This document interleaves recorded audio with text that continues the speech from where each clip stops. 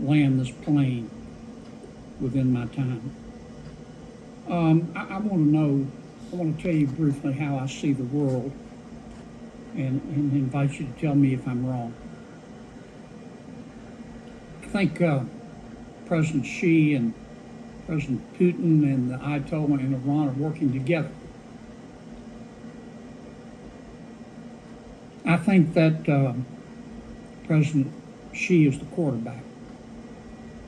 I think their goal is to have Russia dominate Central and Eastern Europe, to have Iran dominate the Middle East, and to have China dominate the Indo-Pacific while being free to roam in sub-Saharan Africa and South America and space. I do not want America to be the world's policeman, but I don't want President Xi or President Putin or Iran to be the world's policeman either. Do I see the world in the right way?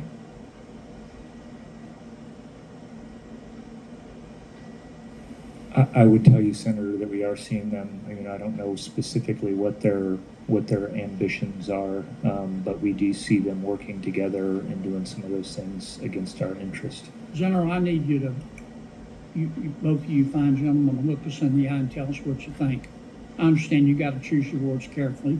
You don't want to get put on double secret probation, but we've got some hard decisions to make here, and there's a consensus, I think, in the Congress to give you more money.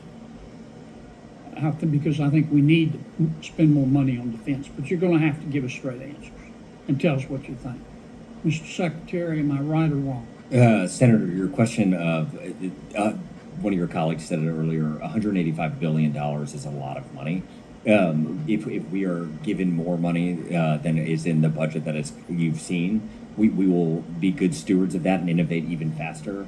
I think what we are saying to this committee is we believe we can transform the Army with those amount of dollars as long as we are able to use them the way that we want to, and we are not Tell me again the amount of money you need for the Army transformation. We can use our current budget and transform the Army as long as we're able to spend it the way that we believe is right. How much money do you think we need to spend as a country to maintain or either, depending on your perspective, reach parity with China?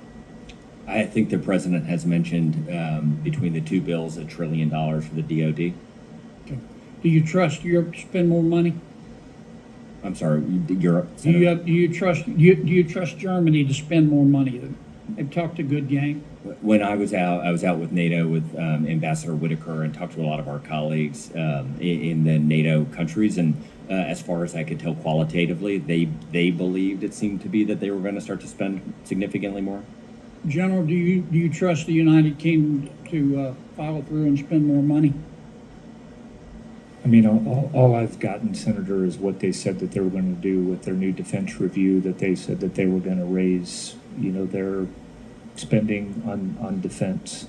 Based on your experience, do you believe them?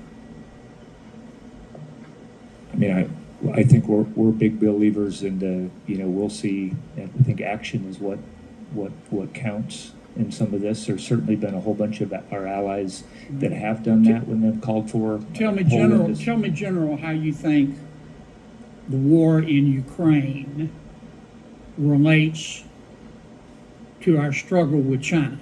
Are the two inextricably linked, or do the two have nothing to do with each other?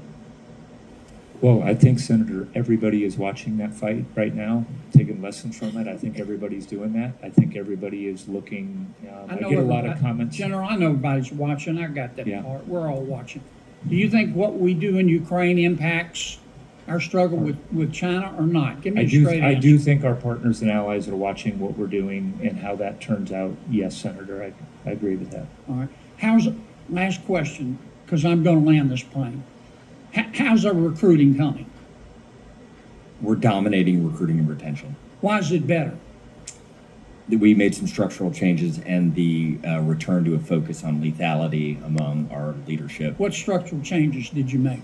We created a future soldiers program that gets soldiers or future soldiers who are right on the edge and helps get them a little bit more training before they join. And then there were problems with when we transitioned over to digital medical records. We were catching things when kids were younger, and we didn't have in place the mechanisms to get those waivers, and we have improved there dramatically. Thank you, gentlemen. Thank you, Mr. Chairman.